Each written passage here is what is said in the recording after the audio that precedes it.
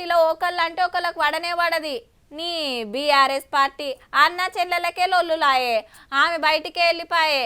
కానీ పార్టీ అంటే మాదబ్బా, మాట అంటే మాట, గీత అంటే గీత. మంచి మందిలో చెప్పాలి, చెడు చెవుల చెప్పాలి అనే ఇకమతితో నడుచుకుంటాం తెలుసా అని బీజేపీ లీడర్లు గొప్పగా చెప్తుంటారు. అయితే మొన్న రాజాసింగ్ సార్ కథ చూసిన కాంచెల్లి ఆ పార్టీ కూడా అన్ని పార్టీల లెక్కనే అనిపిస్తుందట చాలా మందికి. ఇక ఇప్పుడు గిది జూబ్లీ హిల్స్ లో డిపాజిట్ గల్లంత అయినాక గమ్మతి రాజకీయం శురువైందులో బీజేపీలా ఇట్రోకు సెంటర్ మంత్రి బండి సంజయ్ సారు, అట్రోకు మల్కాజ్గిరి ఎంపీ ఈటల రాజేందర్ గారు తెలంగాణలో గెలుస్తానికి ఎవ్వల లెక్కలాలు చెప్తారు. మళ్ళా నా లక్ష్యం ఒకటే, ఈ తెలంగాణ రాష్ట్రంలో 80% హిందువులను ఓటు బ్యాంక్ గా మార్చడమే లక్ష్యం. తెలంగాణలో ఎప్పుడు కూడా ఈ డివిజన్ పాలిటిక్స్ తోటి అధికారం రాలేము, గుర్తుపెట్టి. దానిలో వెనుకలు పోయలేదు. దాని ధర్మానికి ఆపదొస్తే కష్టం వస్తే పక్కా హిందువుగా గర్జిస్తా, గాంధిస్తా, రోడ్డు మీద కొట్లాడతా.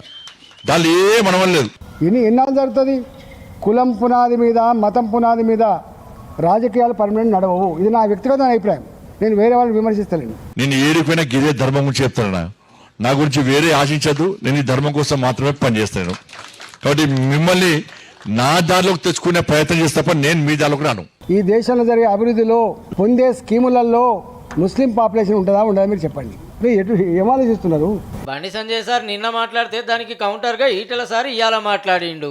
ఒకటే పార్టీలు ఇద్దరు ముఖ్యమైన లీడర్లు చెరో తీర్లా చెప్పేట వరకు కార్యకర్తలు కన్ఫ్యూజన్ లో పడ్డారు. అయితే ఈ ఇద్దరికి శానొద్దుల సందే పురి కలుస్తలేదు, ఏడ కలుస్తలేరు. జూబ్లీ హిల్స్ లో బీజేపీ చిత్తులు ఓడిపోయిన వాళ్ళ పార్టీకి పతారం వేయించడానికి ఏం చేయాలనో పక్కకు పెట్టి ఒకల మాటలో ఒకరు ఖండించుకుంటూ ఇంకింత పలసగా చేసినట్టుగా అవట్టే.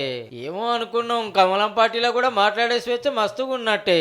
నా లక్ష్యం ఒకటే, ఈ తెలంగాణ రాష్ట్రంలో 80% హిందువులను ఓటు బ్యాంక్ గా మార్చడమే లక్ష్యం. ఎన్నాళ్ళు జరుగుతుంది? కులం పునాది మీద, మతం పునాది మీద రాజకీయాలు పర్మనెంట్ నడవవు. ఇది నా వ్యక్తిగత అభిప్రాయం.